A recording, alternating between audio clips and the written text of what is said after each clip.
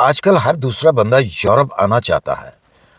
असल बात क्या है? असल बात यह है कि ऑफिशियल तरीके से किस तरीके से आप यूरोप आ सकते हैं और यूरोप आने में आपका कितना पैसा खर्च होता है।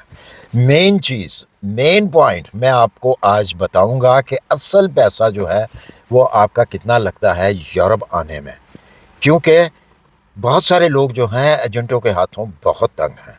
और अगर आप ये जानना चाहते हैं कि टोटल कितना खर्चा आता है किस मुल्क में, यूरोप की कौन सी कंट्री में, तो ये वीडियो फिर एंड तक देखिए। अस्सलाम वालेकुम, सबको प्यार भरा सलाम। आप देख रहे हैं यूरोविज़न न्यूज़ और मैं हूं शाहिद सिद्दीकी। उम्मीद करता हूं आप सब खैरियत से होंगे। अच्छा जी, बहुत सारे इस तरह के सवाल आते हैं कि जी असल ख़र्चा कितना होता है यूरोप आने में, जर्मनी आने में, पोलैंड आने में, या फिर रोमेनिया वगैरह आने में कितना हमारा ख़र्चा होता है। अच्छा जी, अगर तो आप एजेंट के चक्कर में होते हैं तो एजेंट तो आपको पता है कि वो आपसे 60 लाख भी मांगता है, 70 लाख भी मांगता है। और कोई छोटी कंट्रीज़ है, अगर रोमेनिया वगैरह अगर हैं तो उनका आपसे 35 लाख भी मांगा जाता है, कोई 30 लाख भी कहता है। जहाँ पे कोई फंस जाए तो वो फंसाते हैं। असल ख़र्चा आज मैं आपको बताता हूँ कि आपका, अगर आप ऑफिशियल तरीके से वर्क परमिट लेते हैं तो उसके ऊपर कितना खर्चा आएगा। अगर आप स्टडी वीज़ा लेते हैं, अगर आप यंग हैं और अपनी स्टडी को जारी रखना चाहते हैं, तो उसके ऊपर आपका कितना खर्चा आएगा। कुछ मुल्कों के अंदर जो है ट्यूशन फ़ीस होती है, यानी कि यूनिवर्सिटी फ़ीस होती है, और काफ़ी भी होती है। 4-4 हज़ार, 5-5 हज़ार एरो जो है वो 1 साल की फ़ीस होती है। और उसके अलावा दूसरी चीज़ें, उनका भी ख़र्चा मैं आपको बताता हूँ। और कुछ कंट्रीज़ ऐसी हैं जहाँ पे आपकी यूनिवर्सिटी फ़ीस जो है वो फ्री होती है। तो चलते हैं अपने ओरिजिनल टॉपिक की तरफ। अगर आप किसी काम की गर्ज से, जॉब करने की गर्ज से यूरोप में आना चाहते हैं, तो फिर एक ऑफिशियल तरीका जो मैंने पहले बताया कि एक ऑफिशियल तरीका जो है वो आप खुद जो है जॉब अप्लाई करें। जॉब अगर आपको मिल जाती है तो ये कंपनी जो है आपके लिए वर्क परमिट इशू करवाती है, और वो वर्क परमिट जो है आपको मिलता है। और उसके बाद मैं आपको आगे भी बताता हूँ कि आपका उसके ऊपर ख़र्चा जो है ओरिजिनल वो कितना आता है। डिफरेंस ख़र्चे हैं, ज़रा गौर से आपने सुनने हैं। और ये तरीका जर्मनी, पोलैंड, रोमेनिया, सर्बिया और दूसरी कंट्रीज़ में कॉमन है अगर आप इस ऑफिशियल तरीके से आते हैं तो। सबसे पहले हम बात कर लेते हैं जी जर्मनी की। अगर आप जर्मनी वर्क की गरज से आना चाहते हैं, जॉब लेने के लिए जर्मनी आना चाहते हैं, तो आप अपॉर्चुनिटी कार्ड लें। उसके लिए आपकी तालीम चाहिए, जो कि मैं पिछली वीडियो में, इससे पहले वीडियो अपॉर्चुनिटी कार्ड के ऊपर जो है चांद से काटे जिसको हम कहते हैं, उसके ऊपर बना चुका हूँ। उसके अंदर सारी मैंने डिटेल दी हुई है कि किस तरीके से आप वो कार्ड जो है डायरेक्टली वो वीज़ा ले सकते हैं। तो उसका जो ख़र्चा है वो भी तकरीबन मैंने वहाँ पे बताया हुआ है। ये एक ऑफिशियल तरीका है, और इसमें इंग्लिश, जर्मन लैंग्वेज जो है वो मस्ट है अपॉर्चुनिटी कार्ड के अंदर। ये आपको जर्मन जो है नॉर्मल जो है वो आपको कहा तो ये जाता है कि A1 या A2 आपको आनी चाहिए, लेकिन जब आप वीज़ा अप्लाई करते हैं तो उसमें आपसे डिमांड की जाती है जी B2 आपको, आपके पास जो है डिप्लोमा होना चाहिए B2 लैंग्वेज का, जर्मन की। और इंग्लिश भी थोड़ी बहुत साथ में आपको आती हो। अच्छा जी, इसका जो टोटल एक्सपेंस है इस वीज़े के लिए, अगर आपने ये वीज़ा लेना है तो इसका आपके पासपोर्ट की फ़ीस बीच में डालकर, अगर आप न्यू कमर हैं, आपका पासपोर्ट नहीं बना हुआ, तो ज़ाहिर है आप पासपोर्ट के ऊपर भी पैसा लगाएंगे। पासपोर्ट की फ़ीस बीच में डाल के, डॉक्यूमेंट की ट्रांसलेशन करवा कर, वीज़ा फ़ीस देकर, फ़्लाई टिकट लेकर, इंश्योरेंस करवा कर, आपका टोटल ख़र्चा जो है 2000 एरो से लेकर 4000 एरो तक आ सकता है। 2000 भी आ सकता है और 4000 भी आ सकता है। वो मैं इसलिए कह रहा हूँ कि एरो जो है वो तो एक जगह पे ही खड़ा रहता है, लेकिन आपकी कंट्री में आपके पैसे की जो वैल्यू है वो ऊपर नीचे होती रहती है। तो ये आपका जो है ओरिजिनल ख़र्चा आता है। अगर आप किसी एजेंट से लेते हैं यही वाला वीज़ा, तो उसको कहते हैं जी हमें अपॉर्चुनिटी कार्ड चाहिए, तो वो आपसे 70 लाख, 80 लाख, 60 लाख, जहाँ पे उसका दाव लगता है वो दाव लगाता है आपके साथ। अगर आप ख़ुद लेना चाहें तो ये इतनी कॉस्ट आएगी इसकी। ये सारी टोटल मैंने एक्स्ट्रा पैसे भी बीच में डाले हैं कि आप एक्स्ट्रा कोई ख़र्चा भी कर लेते हैं तो 4000 यूरो से ज़्यादा आपका ख़र्चा नहीं आता।